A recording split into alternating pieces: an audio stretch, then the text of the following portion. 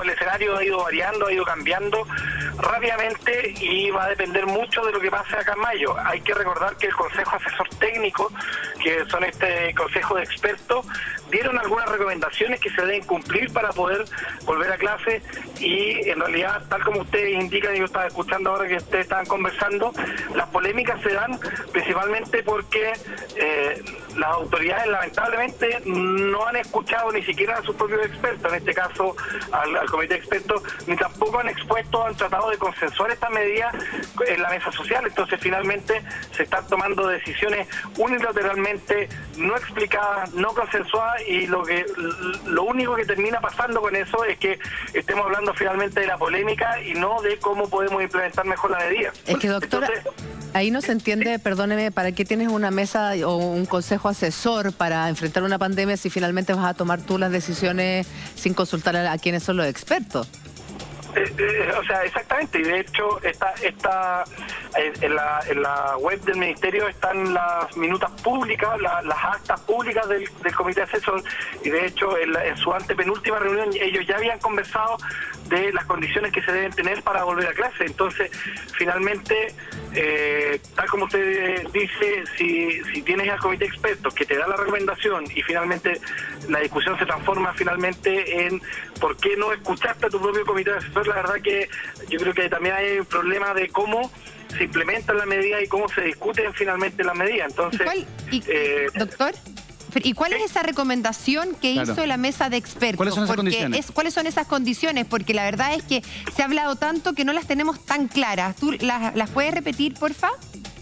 Mira, que no lo tengo yo acá el documento, pero son una serie de medidas, pero entre las cuales se tiene que cumplir que no haya contagio en la comuna durante 14 días, el R tiene que estar bajo 0,15, se tienen que cumplir ciertas condiciones dentro de los colegios, es un documento, digamos, que es público y que se pueden buscar. Entonces, ¿ya? Finalmente, lo otro que planteaba ese documento es que lo más probable es que las condiciones no se cumplieran al unísono dentro de todo el país, y lo más probable es que la vuelta de clase, en el fondo, fuera disímil o fuera cambiante, claro, entre región y región y comuna y comuna. Entonces lo más probable es que íbamos a tener ciertas comunas en clase, otras regiones sin clase, y probablemente ahí en un periodo que probablemente va a ser mucho más allá de 2 meses, íbamos a tener ya finalmente a todos los niños en clase. Pero esas son condiciones que los mismos expertos decían que se deben cumplir.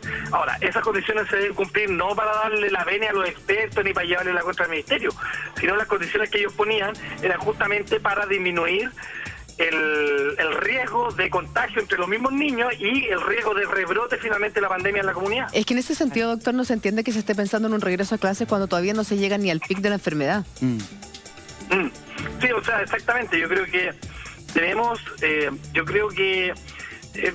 mira, no me gusta mostrar la posición siempre crítico, pero yo creo que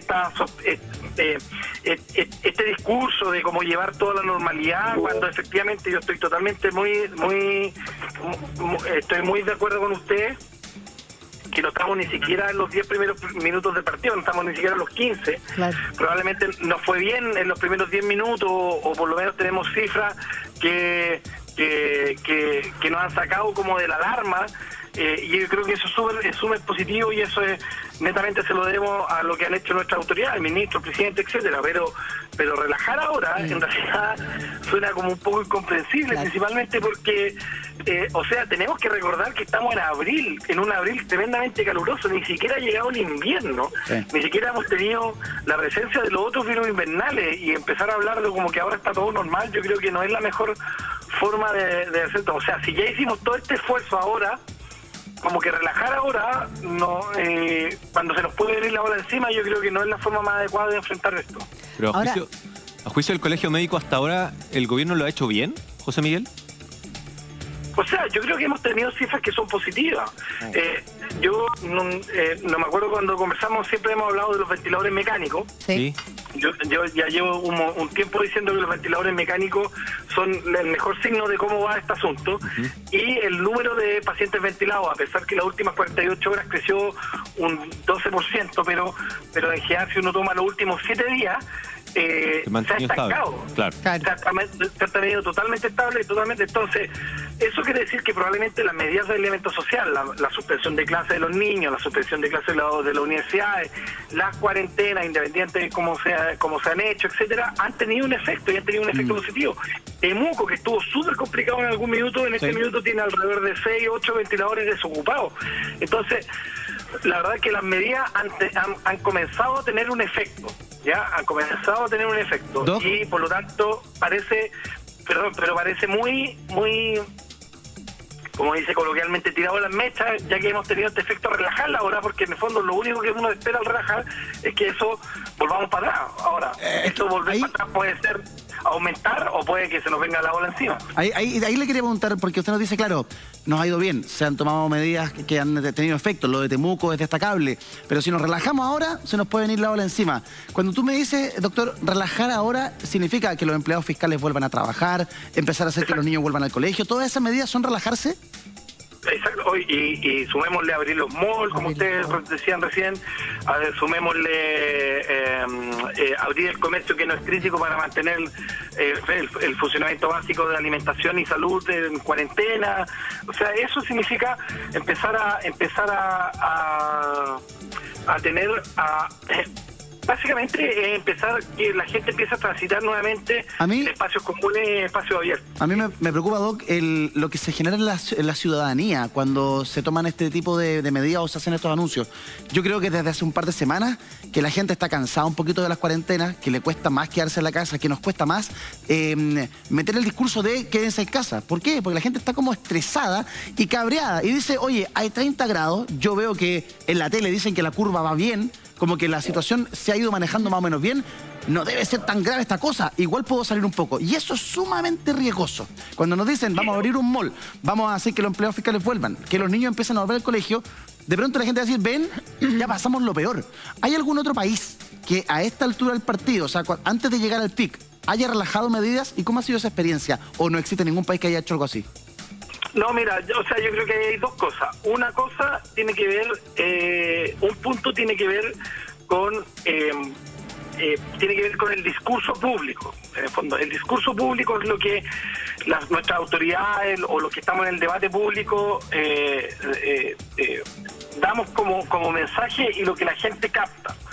Entonces, y efectivamente cuando la autoridad dice, no, mira, vamos a volver a clase, vamos a abrir los malls, el discurso público es que, vamos a relajar. Entonces, ese es lo que la gente se queda. Percibe, exactamente. Eso es una cosa.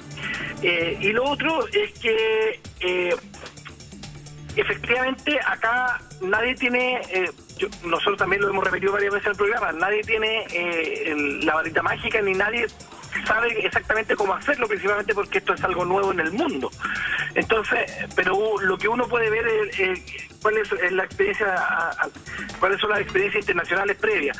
Alemania está abriendo después de 86 días de cuarentena. Claro. Y abriendo, estamos haciendo que está abriendo algún tipo de comercio, casi los delivery, que es lo que nosotros teníamos acá desde un principio. Sí. Entonces, ahora, lo que también hay que tener presente, y esto hay que ser súper serio en esto, porque tampoco hay que dar un discurso que sea muy populista. Efectivamente, las cuarentenas tienen efectos indeseables. O sea, las cuarentenas generan lo que usted está diciendo. Las cuarentenas generan aumento de los síndromes ansiosos, empeoran los síndromes depresivos.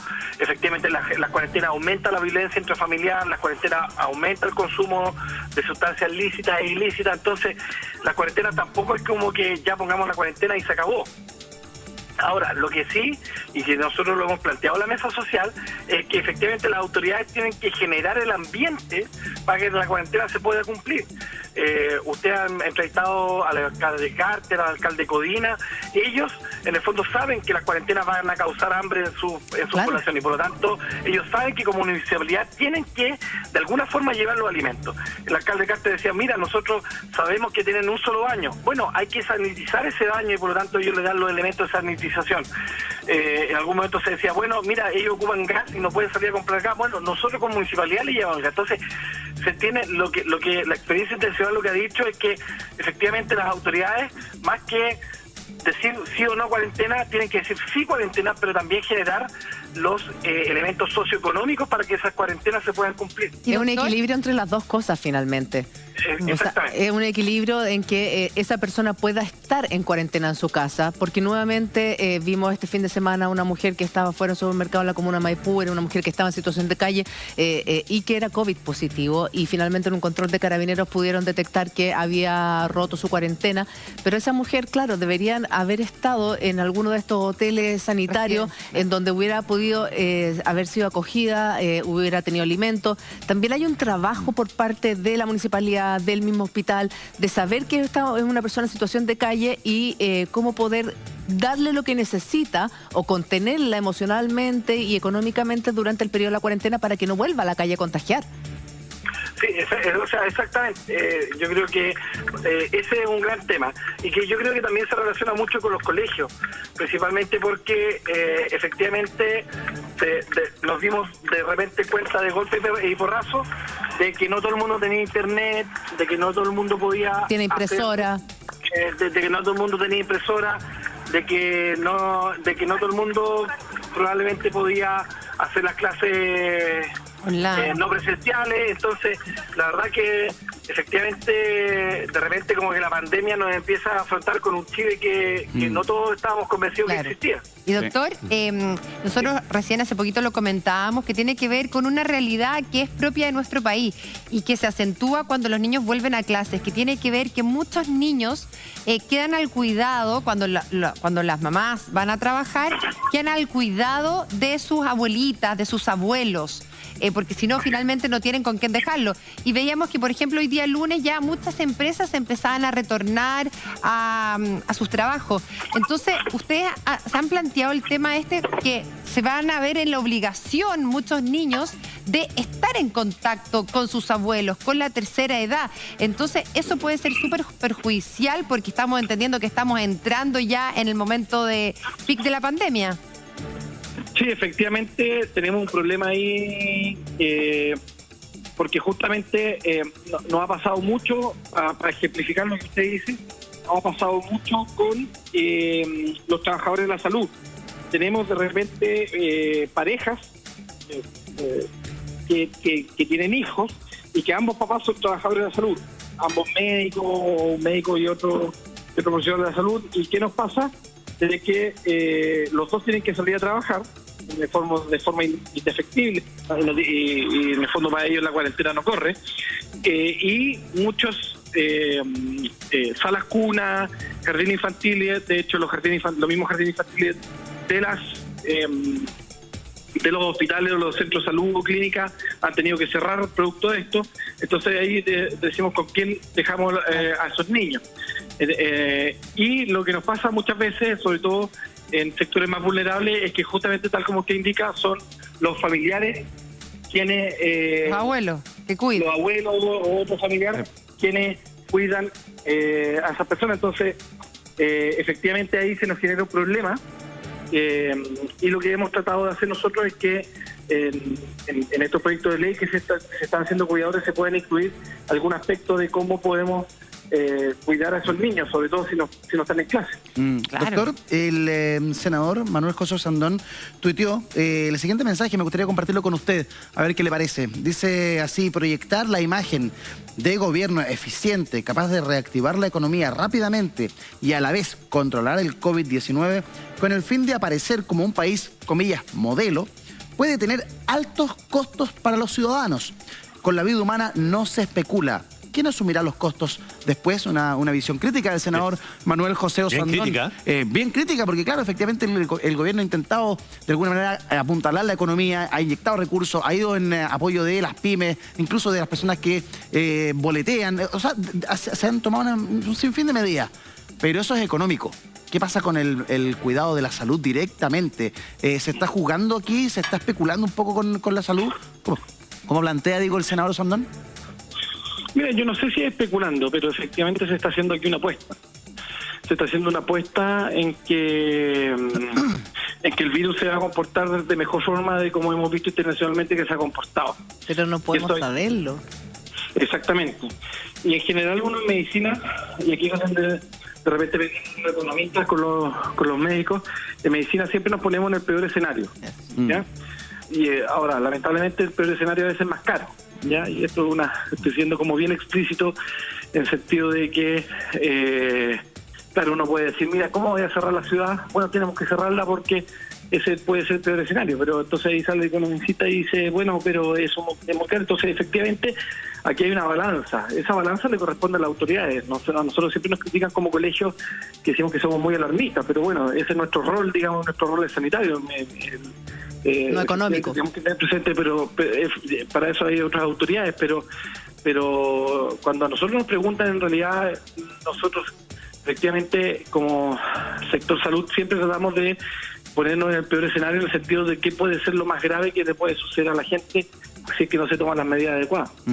Ahora, yo puedo llegar a entender, yo lo pensaba el fin de semana y lo conversábamos, yo puedo llegar a entender que vuelvan algunos empleados fiscales, porque vienen temas que son muy importantes como el pago del COVID, hay una serie de operaciones, del bono COVID, sí. Hay una serie de operaciones que hay que ejecutar de manera presencial, claro, para ir en ayuda de muchos otros, y para que no se produzcan estas aglomeraciones de gente. La semana pasada lo veíamos incluso con el tema de las notarías, claro. O sea, largas filas de personas porque las notarías no están abriendo. O sea, yo entiendo que con esa intención se puede tratar de entender que vuelvan solo los que son esenciales, pero ya la apertura de los malls, del comercio, es dar una falsa normalidad que se contradice con lo que el mismo ministro Mañalich dice. El ministro Mañalich dice, de aquí a agosto vamos a seguir con cuarentenas, de aquí a agosto no vamos a tener esta nueva normalidad. Entonces, en esta nueva normalidad, ¿vale la pena o es un foco de contagio y de riesgo abrir los malls? Sí, bueno, vimos las imágenes del mall de Quilpué, creo que... Sí, Quilpué. Sí, o sea, efectivamente aquí muchas veces se dice que no importa lo que diga la autoridad, finalmente depende de la actuación de cada ciudadano. Claro. Eso es 50% real, pero también 50% irreal. ¿Y a qué me refiero a esto? Que finalmente no podemos estar dependiendo de la buena voluntad de las personas si van a cumplir o no las medidas, y lo que nos pasa finalmente es que cuando se relajan las medidas pasa lo que pasó hoy en el monte Quilpué, digamos. Claro. Quilpué no es que estén los gallos más desconsiderados de Chile, sino finalmente es la misma población que asume un discurso que va en vías de normalización y por lo tanto actúa de acuerdo a ello. O sea, aquí nosotros hemos dicho varias veces que no porque andemos con estas mascarillas en la calle no nos vamos a contagiar, y, claro, y hablamos, ¿se acuerdan en su momento de la falsa sensación de seguridad que da la mascarilla? Bueno, sí, ahí tenemos el mejor ejemplo. Sí.